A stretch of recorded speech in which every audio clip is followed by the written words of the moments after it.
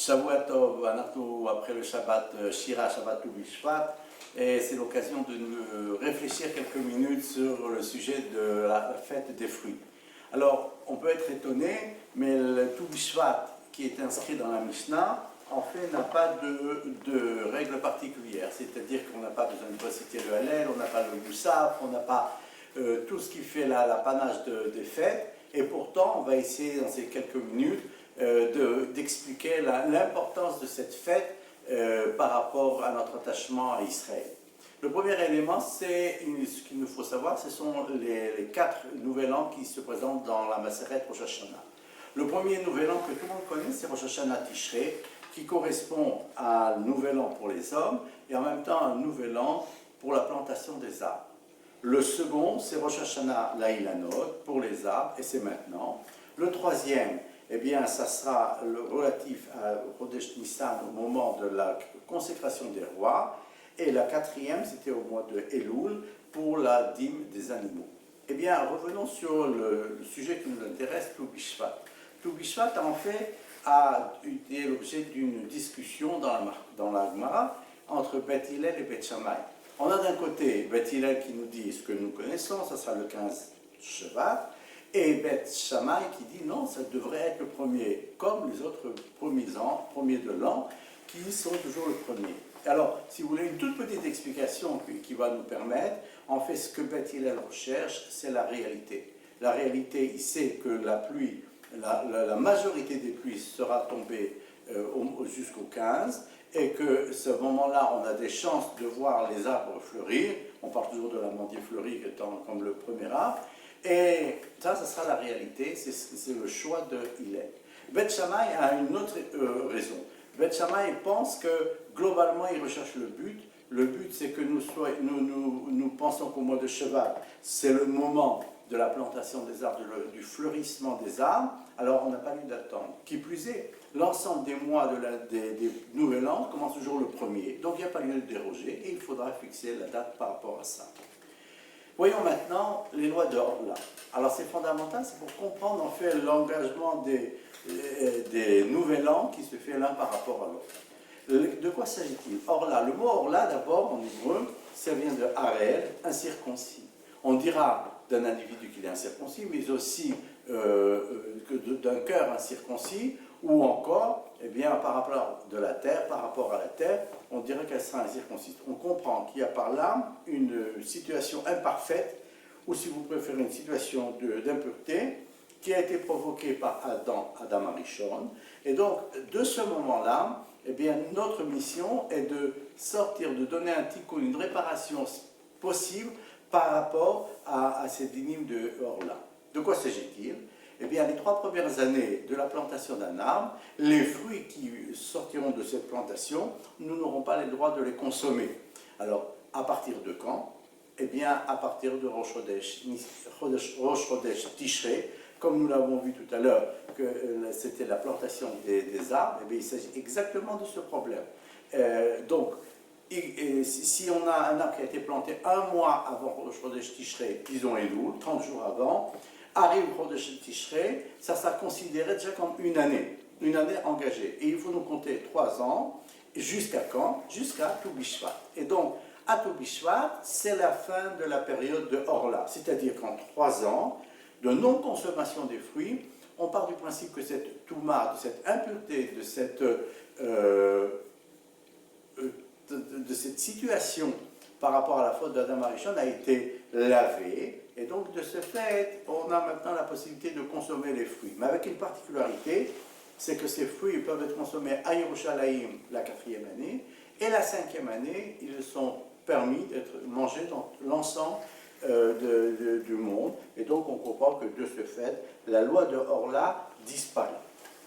Alors un petit parallèle, peut-être avec l'histoire de l'enfant, puisqu'on sait que les 3 premières années, l'enfant n'a pas connaissance du bien ni du mal. Il peut très bien mettre sa main au feu, ou encore boire un liquide dangereux, en toute innocence. Ainsi, pour symboliser cet état d'inconscience, l'usage est de ne pas couper les cheveux de l'enfant jusqu'à l'âge de 3 ans révolu, comme une jeune pousse. La 4e année, l'enfant commence à discerner les situations. Ceci correspond à une étape de son développement. Et la 5e année, l'enfant est doté de cette compréhension, de ce discernement, nos Chachamim nous disent qu'il faut lui apprendre la Torah.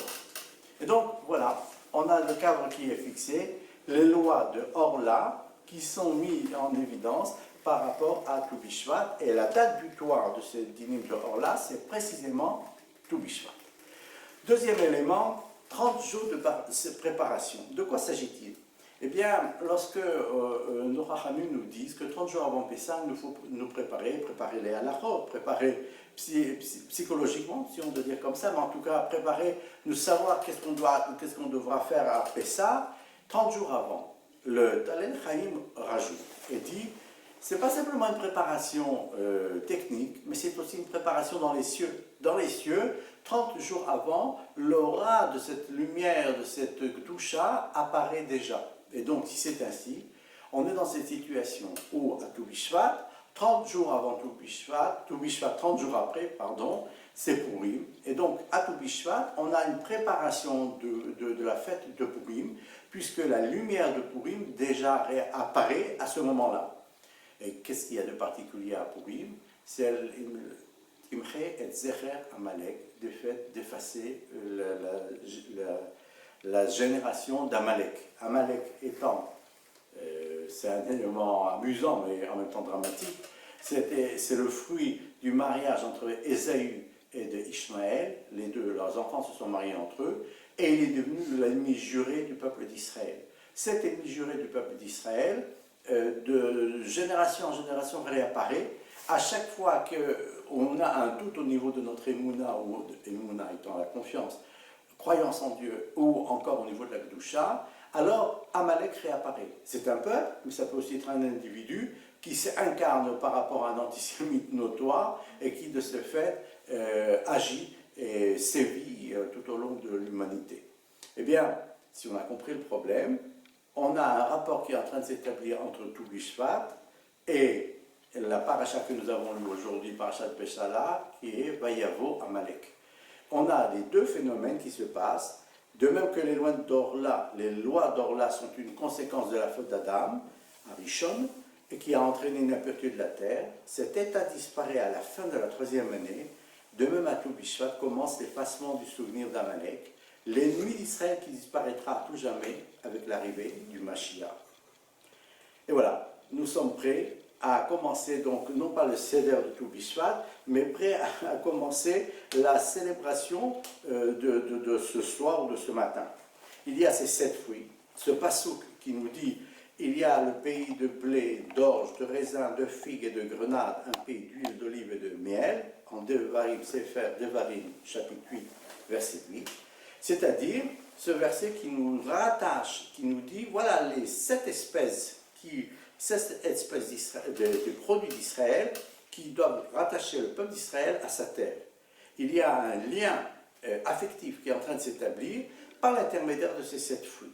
L'ensemble de ces 7 fruits, c'est clair, développe en nous un attachement, un amour de la terre, et au cours du temps, l'usage s'est instauré de manger ce jour-là des fruits, ça peut être 7, 15 ou ainsi de suite, des fruits secs. Alors maintenant l'explication elle est simple, pourquoi des fruits secs?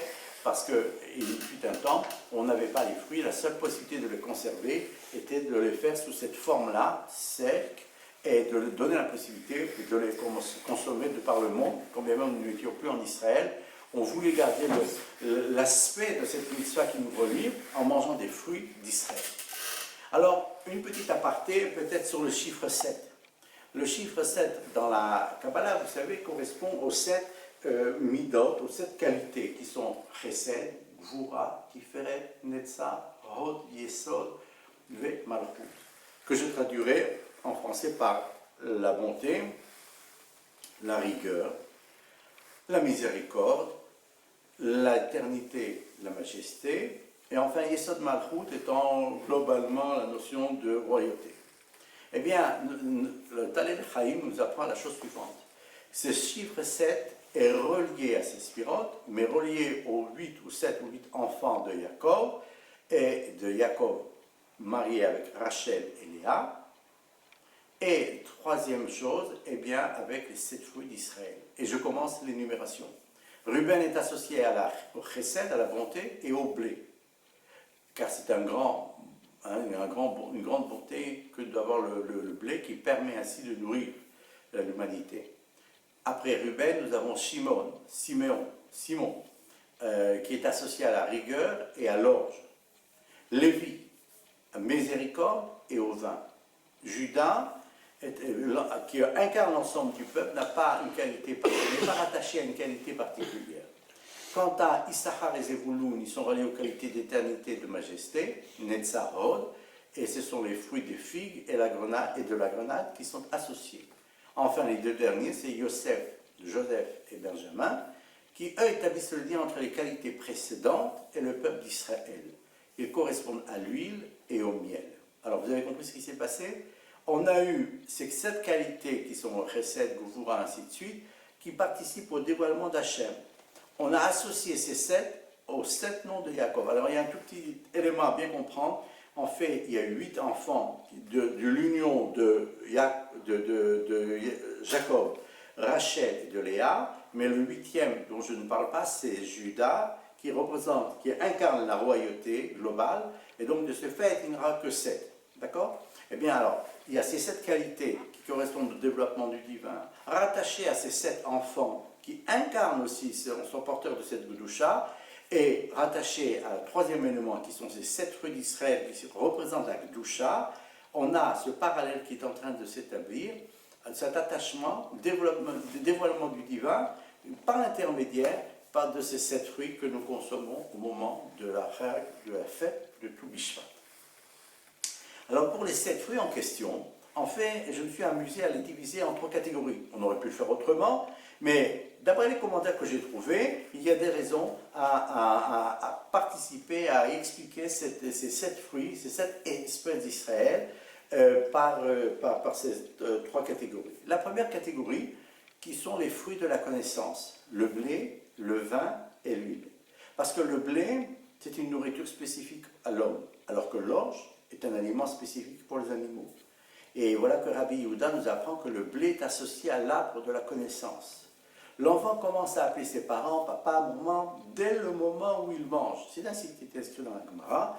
L'enfant peut manger d'autres choses, boire du lait ou ainsi de suite, mais prendre du pain, ceci correspond, l'homme, chita, ceci correspond à un moment spécifique dans son développement, et ceci correspond à ce moment-là où il aura la capacité du discernement, capacité de dire papa, maman.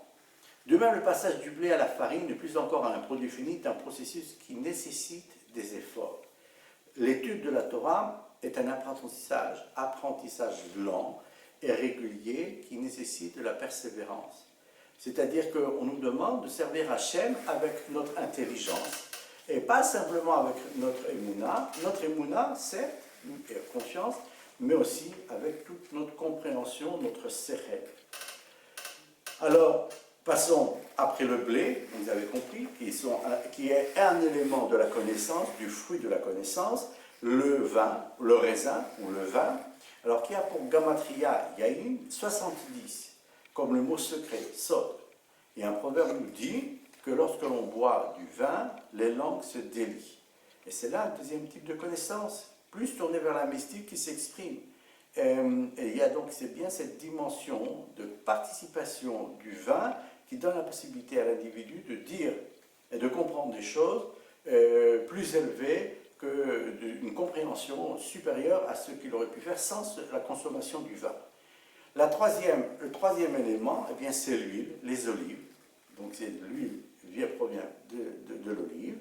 Et 2 choses. D'abord, mettez dans un verre d'eau de l'huile, vous verrez que l'huile nage sur nage. On comprend que c'est là le phénomène, que le peuple d'Israël ne peut pas s'assimiler avec les autres nations, comme l'huile ne peut pas s'assimiler à l'eau. Ça, c'est un premier élément. Mais aussi, l'huile est associée à un niveau plus profond de la connaissance mystique. Et donc, on est dans cette situation où ces 3 éléments de cette catégorie, cette série de 7 produits, sont reliés à la connaissance. Alors, je voudrais terminer pour ce sujet-là par l'enseignement du Ben Ishraï dans la Parashat Breshit, qui précise qu'Adam Arishon a consommé ces trois versions, a consommé du fruit de la connaissance, qui était soit de l'olivier, des olives, soit du raisin ou soit encore du blé. Et chaque moment d'histoire, quand un individu participe au tikkun de la faute, il en allume les deux bougies de l'huile, d'accord, de Shabbat, procède au kiddush sur le vin, puis après sur le pain, et bien voici que l'individu participe au tikkun de la faute, la réparation de la faute d'Adam Arishon. C'est quoi un tikkun? C'est le fait de reprendre une idée qui était utilisée de manière négative, de le réutiliser de manière positive, de le réactiver, de le positiver. Ces trois fruits se retrouvent associés ainsi à la connaissance, comme nous l'avons dit, à la réparation de la faute d'Adam Arishon, mais aussi aux trois étapes de la délivrance. Parce que, comme nous l'avions dit une fois, eh bien, ce qui est spécifique aux trois fêtes de la délivrance, qui sont Pessah, Purim et Hanouka. À Pessah, ce qui est spécifique, c'est la matzah. À Purim, c'est le vin. Et à Hanouka, c'est l'huile. Et donc, on a bien ces trois dimensions qui réapparaissent. Deuxième catégorie, c'est le juste parmi dattier ou cédra. C'est-à-dire, il faut se décider. Le juste est assimilé à une date, un palmier dattier, ou assimilé à l'étrog. Et je m'explique. Il y a un passage qui dit « Le sage fleurit comme le palmier et comme le cèdre du Liban. » Ça dit « Katama rifra ke'erez balvanon nisge » Mais par ailleurs, à la fête de Sukkot, on a le juste qui est comparé à un étrog. Étrog, vous allez voir, il possède et l'odeur et le goût, alors que le palmier dattier ne possède qu'un de ces éléments-là, il ne possède que le doux. Comment comprendre? En fait, on a devant nous deux types de sages. Le premier qui incarne la perfection, c'est l'étrog, en français le cédra. C'est une personne parfaite, vous savez ce qui se passe quand vous êtes tellement parfait, vous ne suffisez à vous-même, vous ne recherchez pas autrui et vous ne cherchez pas à combler vos manques. Par contre, une personne qui connaît ses manques, comme le palmier dattier, s'investira dans sa relation à autrui, cherchera à transmettre, à apprendre d'autrui. Et donc, c'est, vous voyez, un deuxième type d'information, un deuxième type de tzaddik, de juste, qui est différent du juste parfait, qui est replié sur lui-même, et du tzaddik imparfait, mais qui est ouvert sur son prochain. Alors, pour cela, peut-être je donnerai deux informations. D'abord, une information sur l'histoire de la bracha que nous récitons au moment des Arbat Aminim, les quatre espèces de la fête de Sukkot, puisque quand on associe les quatre, on dit Al-Netilat Ulav et non pas Al-Netilat Etrog. Si Etrog était le produit parfait, on aurait dû imaginer que la bracha se porte sur le produit parfait. Eh bien non, les Chachamim ont fixé Alpi selon Al-Netilat Ulav, le produit imparfait. Deuxième chose, je terminerai ça, mais ça c'est du pur produit de Talal Echaim, ce que je vous dis là maintenant. L'étrog, quand on fait la bénédiction, se tient à gauche, et la main gauche, c'est la main qui correspond à recevoir. Il consacre son épanouissement, c'est vraiment le tzaddik gamour, c'est vraiment le sage qui est mouchlam, qui ne recherche pas le contact avec autrui. Alors que le doigt se tient de la main droite et la main qui donne. Une main qui reçoit, une main qui donne. Et donc elle est dans une disposition d'esprit d'aider, d'influencer son prochain. Donc on comprend pourquoi l'étrog n'appartient pas à la catégorie des 7 fruits d'Israël. Et il me reste à expliquer dans cette catégorie de ces 7 fruits, la figue et la grenade. Eh bien la figue a la particularité d'être entièrement consommable. Elle nous rappelle la faute du Adam Arishon, et donc il y a une formule qu'on connaît, qui dit « Si tu crois que tu peux détruire, sache que tu as la force de réparer. » On nous dit de cette figue qui était problématique, fais une bénédiction, vérifie qu'il n'y a pas de verre, et en mangeant de telle sorte que tu feras la réparation de ce fruit. Et le dernier, c'est les grenades. Nous disons qu'il y a 613 pépins, comme les 613 commandements, et que ces mérites soient aussi nombreux que ces graines. Il me reste à expliquer alors, maintenant que nous avons compris, que ces 7 fruits d'Israël ont la particularité de participer au tikkun de la Daba Rishon, je traduis la réparation de la faute d'Adam, de la connaissance, de nous faire participer, de faire la compréhension de la sagesse divine, mais aussi qui nous donne la possibilité de nous rapprocher d'Akadosh Baruch Hu, de notre Créateur. Il y a une autre formule qui est utilisée au moment de Tou Bishvat, qui dit que l'homme est un âme. À tout Bishvat, on dit qu'Adam etz asadé. L'âme, l'homme, est comparé à un arbre. Avec toutefois une particularité. Vous savez que tous les deux ont des racines, tous les deux donnent des fruits, mais les fruits de l'homme, ils ont le libre arbitre, c'est nous, les hommes, nous avons le libre arbitre, alors que les fruits d'un pommier, moi j'ai vu les fruits d'un pommier donner un pamplemousse. C'est-à-dire qu'il y a un code génétique qui est suffisamment déterminé qui fait qu'il n'y a pas de possibilité de changer. L'homme, par son comportement, son libre arbitre, a la possibilité de s'améliorer ou d'apparaître comme un sadique ou l'oalénou d'apparaître l'inverse. Et donc je voudrais, à ce stade du développement, pour terminer, apporter cette histoire que nous rapporte sur l'histoire de 3 fruits. Un premier fruit qui sont une catégorie de fruits, qui ne sont consommables que de l'intérieur, protégés par l'écorce, tels que les noix, les bananes. Les fruits, deuxième catégorie, qui sont entièrement mangeables, la figue. Et troisième catégorie, de fruits qui ne sont consommables que de l'extérieur, puisque le noyau n'est pas consommable, les pêches, les pruneaux. Nous avons là donc devant nous 3 catégories.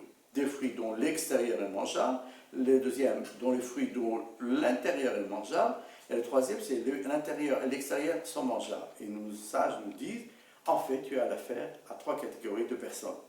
Le premier est d'un abord difficile mais doté d'un bon cœur, le second est ouvert mais reste difficile, distant par la suite, et enfin le troisième est d'abord facile et doté de capacités de cœur.